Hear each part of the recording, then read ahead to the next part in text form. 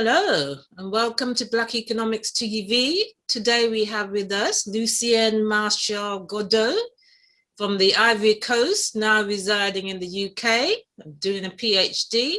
He's going to tell us about his life, about the Ivory Coast, about his research and other matters to do with life and economics. So welcome, Marshall. Could you tell us a little bit more about you? Because I've given the shortened version, but you've probably got the long version. Yes. Good morning, Dawn. Thank you for having me. My name is Lucien Marshall Godo. It's a purely French name. And like you said, I'm from the Ivory Coast, a country that is located in West Africa. And yes, I'm a PhD researcher now and a lecturer at the University of East London. Okay, great. All right, so you were born and brought up in the Ivory Coast. Could you tell us a little about what the country is like? Yes, the Ivory Coast, it's a very nice country, I would say. I had a very nice and proper childhood in the Ivory Coast. In 1960, when the Ivory Coast got its independence, the country has been stable for nearly 3 decades. And it was a very prosperous kind of country, very much into progressing into the economic development. The education was fine. Everything was fine till in 1999, there's been a coup and things started to go in a different way. But to tell you the truth, my country of origin is a very nice country, the Ivory Coast. I can say that from the northern part of it, from the top, you have the borders. We share the borders with countries like Mali and Burkina Faso. On the eastern side of the southeastern part of it, we have the whole of Ghana. And the western part of it, we have 2 other countries. We have one English-speaking country, which is Liberia, and another one, which is Guinea-Conakry. So yes, this is, geographically speaking, this is the countries that share the borders with the Ivory Coast. In terms of the population, the Ivory Coast is 26,958,000 people. So we are reaching the 27 million people. Yes, please do talk about the economy and the population, tourism, exports. Okay. So we're going to go step by step. So we have 27 million of a population. The economy, the GDP of the Ivory Coast is the economy is doing well. I mean, 6.0% of growth, economic growth. We are the first producer of cocoa in the world. We produce up to 40% of the cocoa that everybody's consuming around the world. So it's like every morning when you're having your hot chocolate, probably the chocolate that you're having, the cocoa beans, come from the Ivory Coast. Okay, so that is we have the first producer of cocoa. Then we have other materials, other products that we kind of export in terms of raw materials. We have crude and refined petroleum. We have timber. We have gold. We have rubber, etc., etc. So economically speaking, I mean, when I did my research on the IMF website, these are currently, right now, this is the product, everything that we produce to kind of be productive, to have a productive and competitive economy. Okay. We also we import 18% from China, 13% from Nigeria, which is a very good thing, and just 11% from France. Oh. Now, in terms of tourism, the political tourism of the Ivory Coast is like the way we see tourism. The Ivory Coast has been blessed. We've been blessed by nature because we have national reserve parks, which are parks that no one is allowed to hunt the animals living there. And we have many of them. We have up to the one that I know, the Komoe, the Park of Azani, Tai. I know something like 5 to 6 major parks, big parks that are really reserved and taken care of by the government.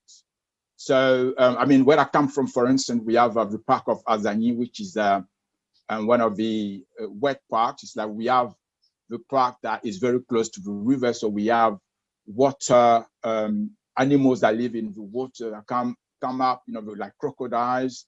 We have a population of chimpanzees, and tourists can make plans to go and visit. Mm-hmm. And in addition to this, we have beaches in the really southern part of it, because you know that from the southern part of the Ivory Coast, we have the Atlantic Ocean. So you have beaches. We have beautiful beaches like Grand Bassam, which is not really far from the capital, Abidjan. Then we have also beautiful beaches from where I come from, which is Grand Laou, you know, which we are very close to the seaside. Then you have San Pedro, and you have Grand Berebi, and so on. In the west, you have the west is more like you have mountains in the west, because in the west, that's where you see the natural waterfalls. The waters kind of come out of the mountains, and they are purely natural. They are very nice to see. And yeah, so this and then you have also the political capital, which is Yamoussoukro. Yamoussoukro has the biggest basilica after St. Peter's in the Vatican that tourists can go and visit. The first president of the Ivory Coast was a Christian. So before he died, he built that basilica, and so far we've been told that is the biggest compared to St. Peter's in the Vatican. Mm-hmm. So basically, this is what you can see if you have to go to the Ivory Coast as a tourist. These are the kind of thing that you can go and see. But we have a national office for tourism that will give you the information officially. We have an official office that will give you all the information you need, all the sites that you want to see, you want to visit, the cost, or where you can stay, whatever you need to take as a precautions, and the security advice and everything to go to see or visit the Ivory Coast as a tourist. Okay, so how was the country managed during the COVID pandemic? Well, the COVID pandemic has been okay. I mean, we've been okay. We haven't received, I mean, the Ivorian community here in the UK has not received any major distraction or any big news that was putting the country on the red list to say that, okay, you can't travel there. So this means that the COVID situation has been managed in a way that it doesn't become an obstacle to everything, to the economy, to any business or social activity. So I would say that compared to other countries, we've done well to manage safely the COVID. That's good. So you haven't had to have a lockdown or anything like that? No. We haven't had one, but we've taken precautions to not to make sure that we always, I think in on every platform that I go that talk about, I mean, any social media platform that I go, I think the advice is everywhere. I mean, on TV programs, in any TV magazine that you see, is that they keep advising the population to take the precautions. You know, the 2 meters distance, you know, the way you wash your hands, wearing the masks, everything. So yes, in that way, you know, the advice has been helping a lot to kind of stop the spread of the COVID. Okay, well, that's good. That's good. Now, what about the widespread use of electricity? Is that pervasive throughout the whole country? Sorry. Well, electricity has not been a big issue again. Like I'm telling you, we since we have the independence, the Ivory Coast has been having some very good infrastructure. It's like we have some the situation of the electricity has not been as bad as in other countries where people have to buy their own personal generators to provide themselves with electricity. It used to be a situation where I think it was just after the situation of the civil war that electricity was becoming a little problem, but it's been fixed.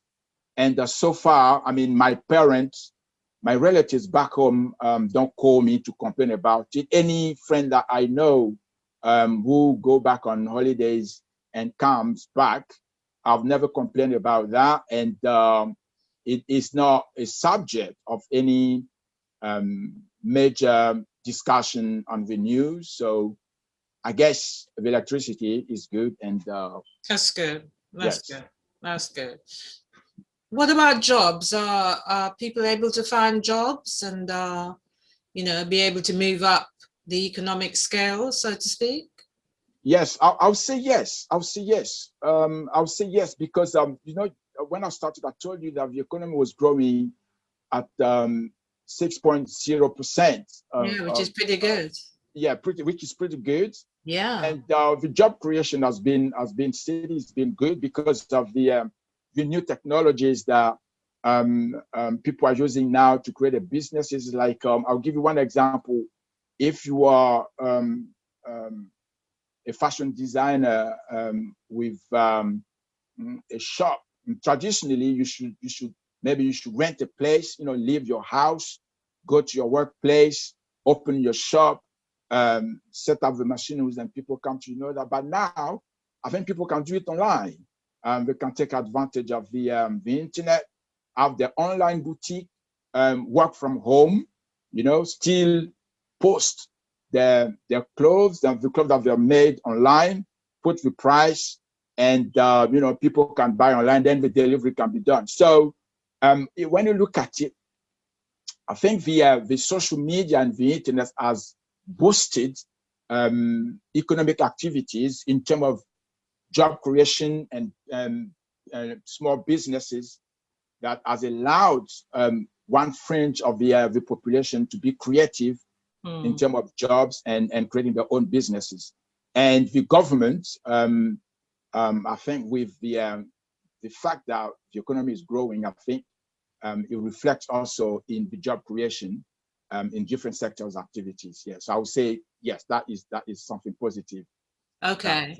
Yeah. And what language is spoken in the Ivory Coast? In the Ivory Coast, we speak French. We speak French, and we've been speaking French for a very long time, since colonization, after colonization, and French is the national and administrative language that we speak.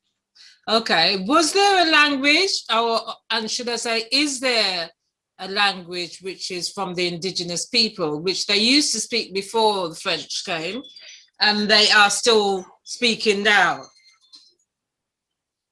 Yeah, I would say, like any African country, we have several languages. We have tribes, you know, different tribes that speak different languages. I mean, where I come from, you know, my community has its own language, you know, which is different from people from different parts of the country. And I will tell you that we have something like 62 to 63 different languages. Wow. Yes, this is why one of the good things to take away from colonization is that because of the French that we speak, we can interact and engage into professional activities by speaking that language. But I think the biggest one that everybody, I think, most people can speak. And here is, I think is Jula or Baule. So we have two main languages that if you can speak French, that you can use to try to have a conversation with someone. But I'll tell you that it's become a bit rare now to see someone who doesn't speak French. So you know, even if your French is no good, you still have to try to make yourself understood. Yes, yes. And how pervasive is English? Are they learning English in schools? Yes, we do. We do learn English from sixth form. We start learning English, and up to university, we have English faculties. It's like where, you know, you can go to learn to have a subject, to have English as your academic subject. You can learn English from there. At what age is sixth form? Because it might be different to what sixth form is here. What age is sixth form? Sixth form, I would say sixth form is 11, 12. Oh, okay. Okay. Yeah. Okay. All right, then. That's good. Tell us about your particular education in the Ivory Coast. My education was good. I mean, I was bright, and I wouldn't be modest about this. You were bright. Okay. I was bright. So you're not bright anymore then? No, I am. I still am bright because I mean, on a different scale. I think I'm doing something different that will put me in the category of people who can be seen as bright. But when I was younger, I think I was told, and I knew that I was bright because I was all the way first in my class. Oh, wow. And yes, I was first in my class, and the education background that I received in the Ivory Coast wasn't something that was difficult to me.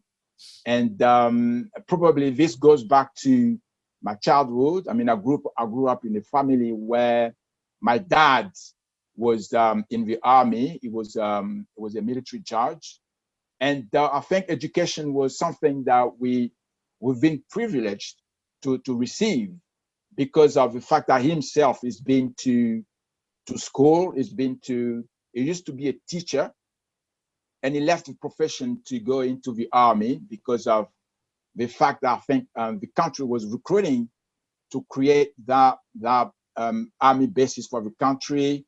So he went to France to study. He went to one of the best academies in France, Saint-Cyr, and he became an officer. He came back and he studied the law, military law, and he became a military judge. So I would say that you know, my childhood, I was lucky to have a childhood where I was sweet, was calm, was nice. So that allowed me to have a form of education that wasn't too difficult for me. And yes. Okay, well done. And you decided that you were going to leave the country later on in was it your teenage life? Tell us about when you left the Ivory Coast and where did you go to? Yeah, I left the Ivory Coast. It wasn't really my choice.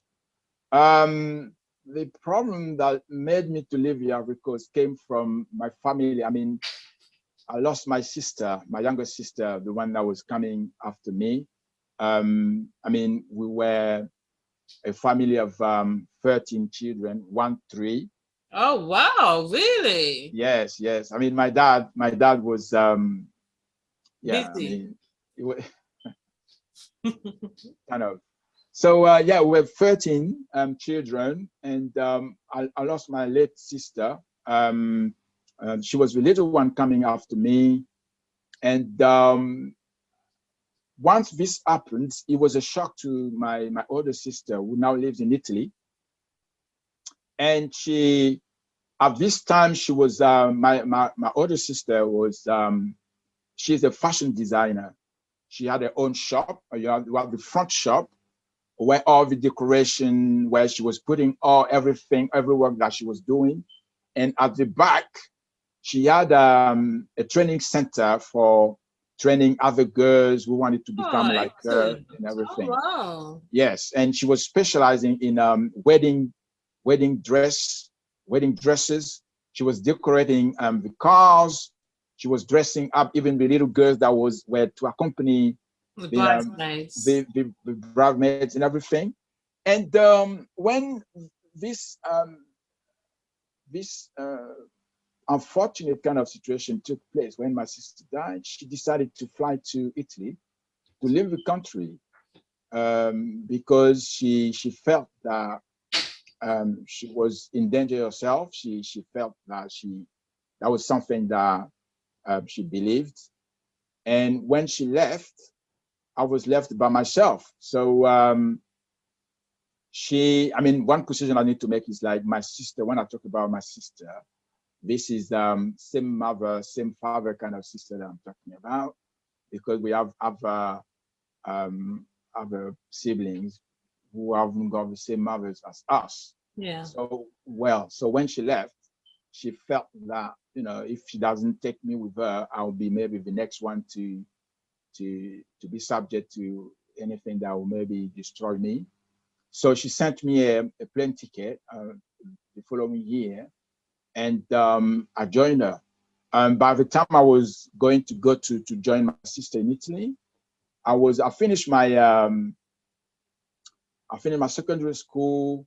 I did my A level, my baccalaureate, the French baccalaureate, but I wasn't going to university. I was learning a trade. I was in a professional training academy, kind of learning IT. So for me, it was to go and join her and continue to study IT and pursue my studies. So I wouldn't say that I left on purpose, but I left because a situation that took place for me to be protected and secured. I mean, that's the way she fought it. Oh. So I joined her. I love her very much. She's my big sister. I love her very much, and I'm very grateful for whatever she's done for me up to today. Yeah. Oh. So when you went to Italy, you had to learn a new language as well as start education in a different field. That must have been difficult. How was it learning Italian? Yeah, Italian wasn't too bad because of the fact that I speak French. So when you have the Latin kind of roots, it's not really difficult to learn. Oh, really? Yeah. So French and Italian come from the Latin roots of the so they have similarities in the wordings.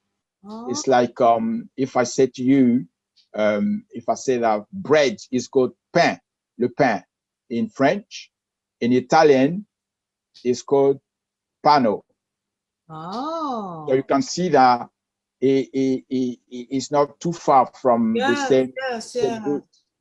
So learning Italian wasn't too difficult. It was even beautiful to learn another language. Okay. The difficult part of it was to take it to the academic level where you have to now read books and understand and try to work out what you need to do when you are given instructions to do your assignment and everything. But when you move from a country, that's what you have to do. So I've done that. And I was still going to school and working because it became a little bit difficult. Because I'll tell you that when I left my country, I was something like 17 to 18, turning almost like 19. So I was very young. So that I think Italy was the place where I started really my active life in terms of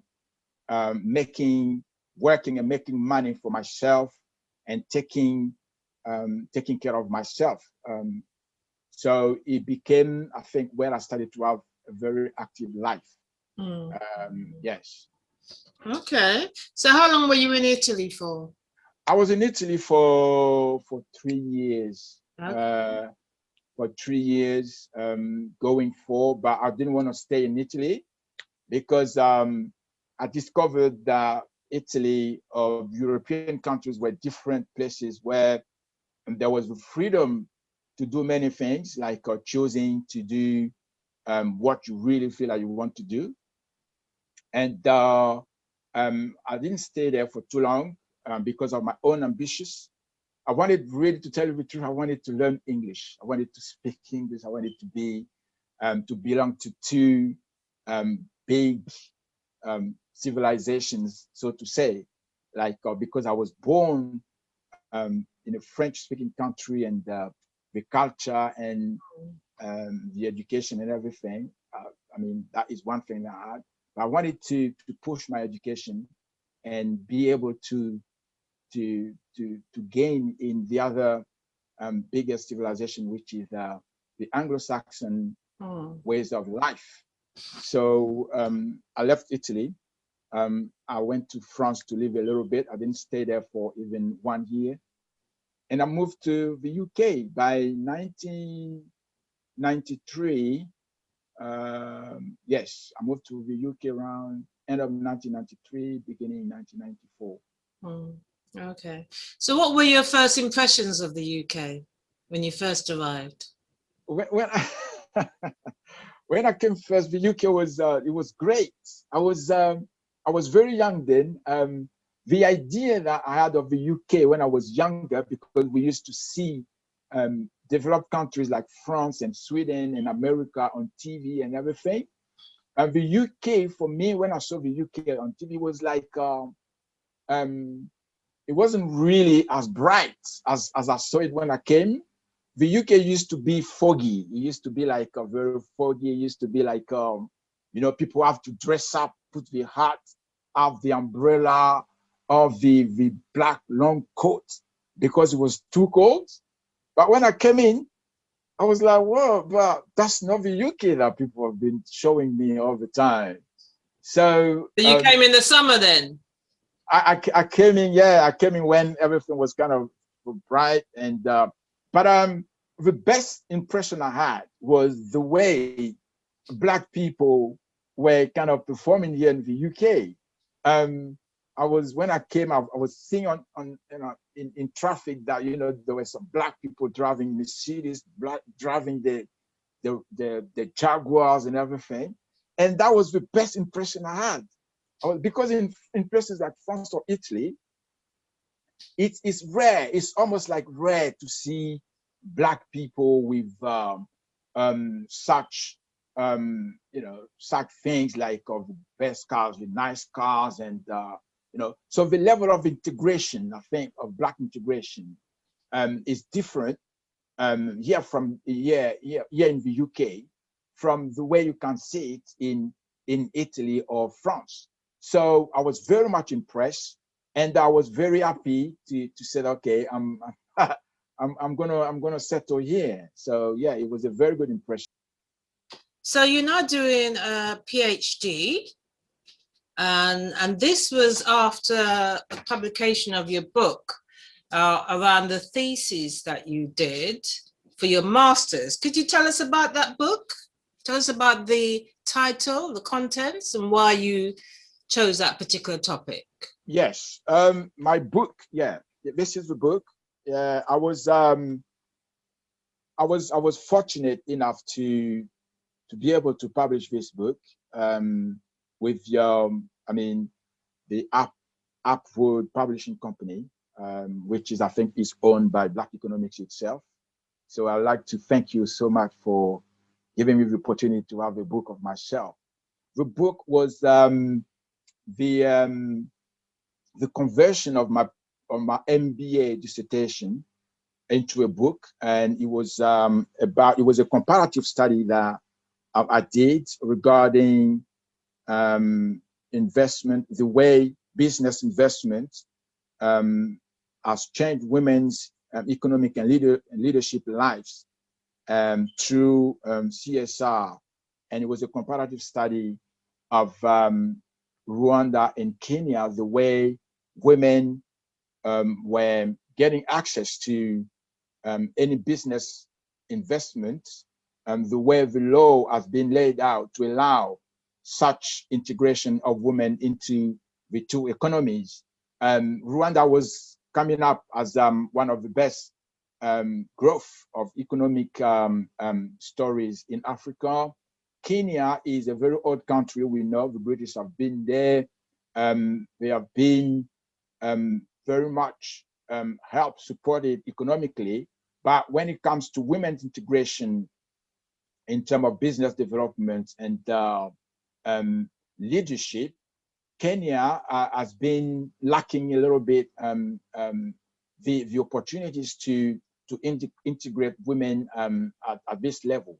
So for me, it was to compare the two integrational systems because I believe very much that women must be integrated into the economic system of African countries, because I don't believe in the idea that only men can be able to make the economy work.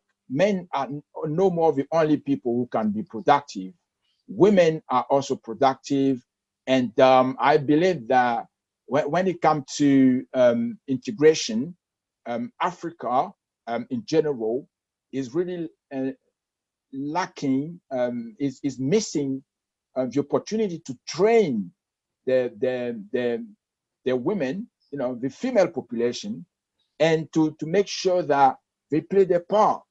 And I think this is one of the biggest reasons why I think African economies are still looking for ways to improve their performances. Make sure that you train women properly, you give them the opportunities, you give them the means to get into the businesses that they want, and you see that they can be as productive as men. And the only thing that will benefit from that is the economy of the country where you do such integration. Okay. So all of that is in the book. And yes, that was my dissertation for my MBA. Okay, well, we'll put the title of the book at the bottom and let people know where they can get that. Thank you. Underneath this video.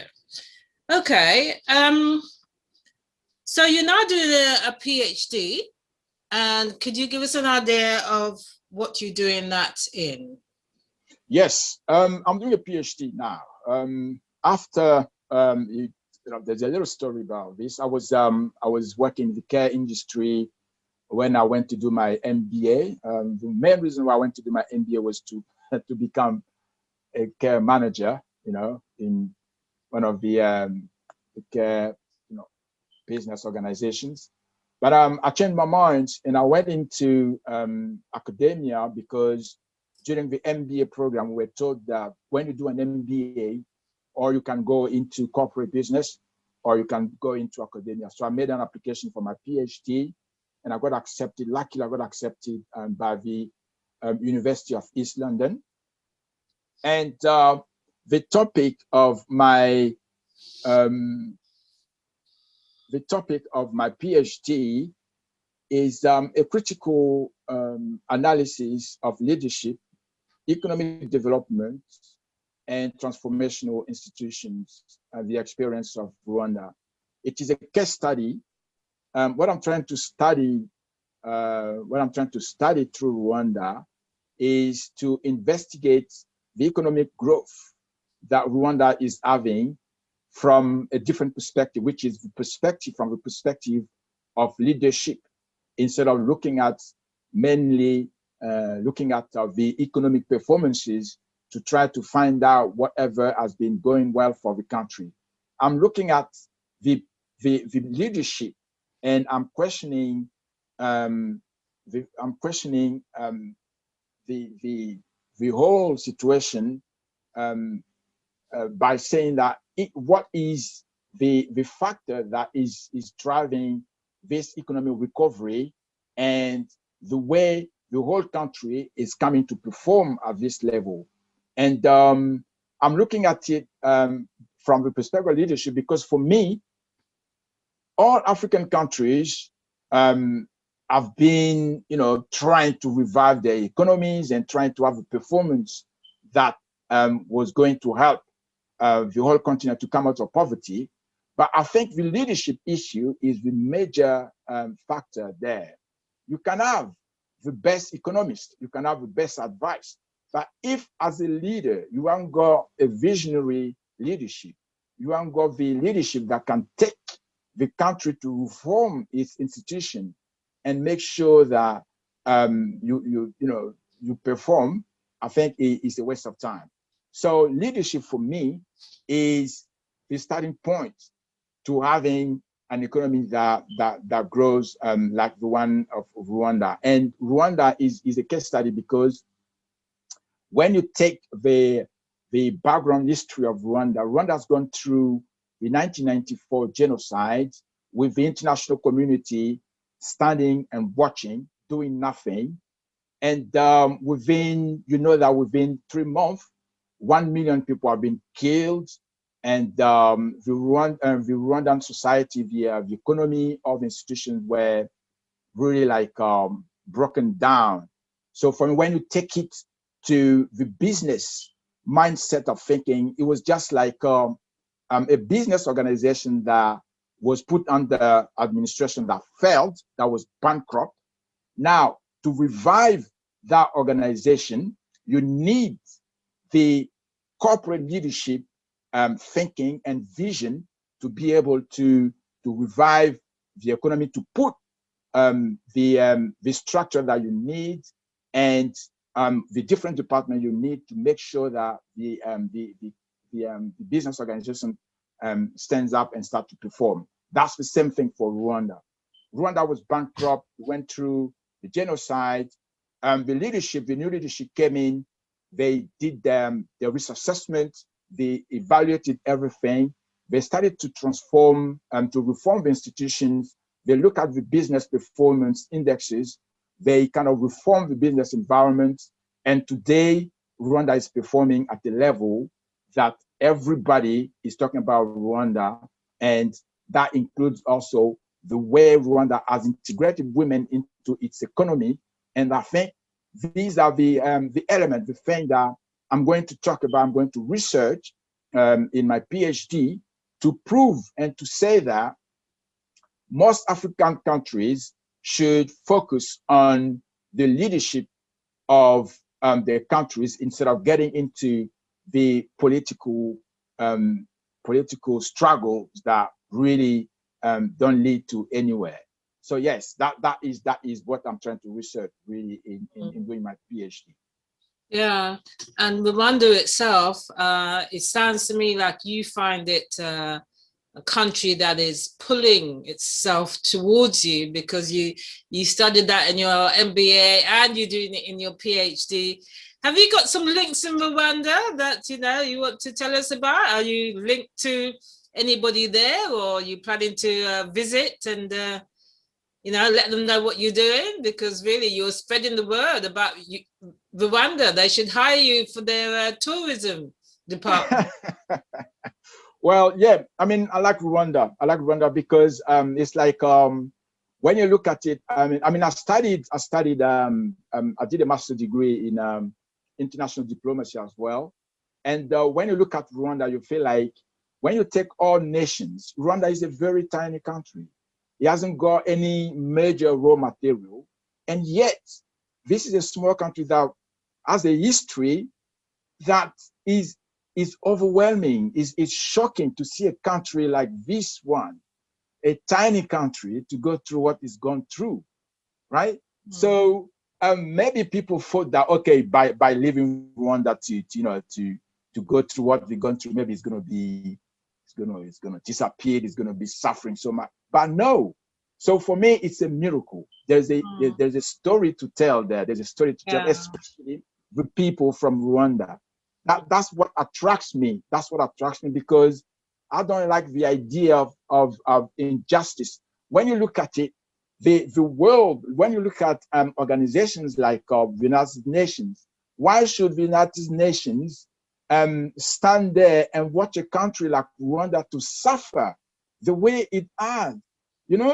And it's shocking. And this is what attracts me. I was doing my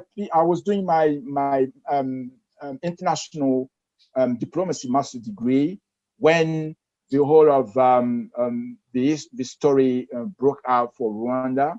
And actually, when I was doing my dissertation, I mentioned the fact that Rwanda went through the genocide without the international community doing anything is a failure of diplomacy itself, because diplomacy most of the time is there to prevent and to repair and to remedy this kind of situations. So the fact that they haven't been able to succeed and to stop the killings in Rwanda, that was a failure of diplomacy. And when I say diplomacy, I'm not talking about African countries trying to do their best. I'm talking about the biggest countries like the United States, like the UK or France or Belgium, you know, letting this country down.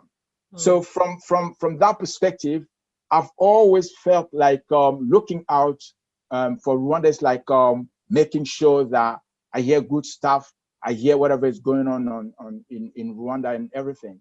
So when I thought of doing my PhD, when I studied my MBA, I was like, okay, now that you've studied, you took some modules in marketing, in economics, in people's management and everything.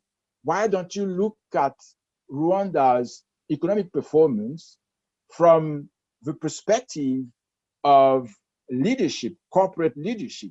Because you've been taught what leadership can do to change not only lives, but when you're a good leader, you have a vision that can transform a whole country.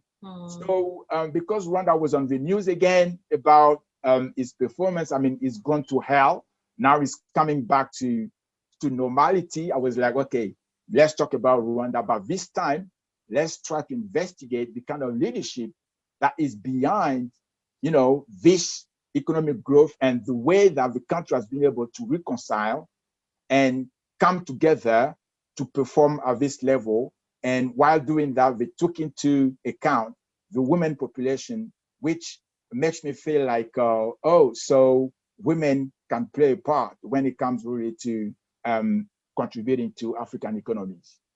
I think it's interesting that the first time I realized how Rwanda valued its women, both in politics and business, yes, was when I saw a video of Meghan Markle going to Rwanda, and she stated in the video that it's amazing that 50% of the parliament in Rwanda is made up of women, you know, and that was kind of rare for Africa. It's still rare for a lot of countries around the world, to be fair, not just Africa.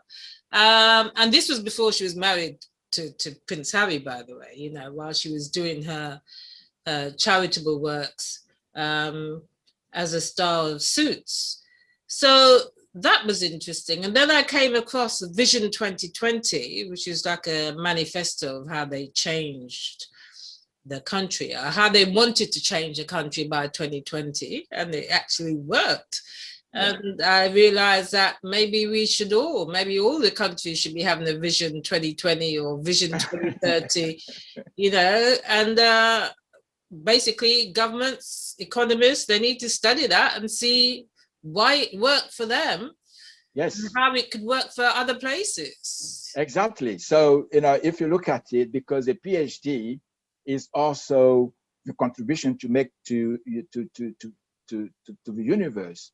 So my contribution is for African countries like Rwanda to be able to learn from the experience of Rwanda, to come up to make sure that they can have a vision that will make sure that they do the way Rwanda is doing things, so that they can grow the way Rwanda is growing. So basically, I have to go through a PhD thesis for 3 years before coming back and having the authority to go around and lobby African governments or advise them that if Rwanda has done it and is working, you should be doing the same thing, because we haven't got time now to try to find our own ways to doing things. If you see someone doing something good, just try to copy that person by asking some advice and making sure that you're doing the right thing. Yeah, that makes sense. That makes sense.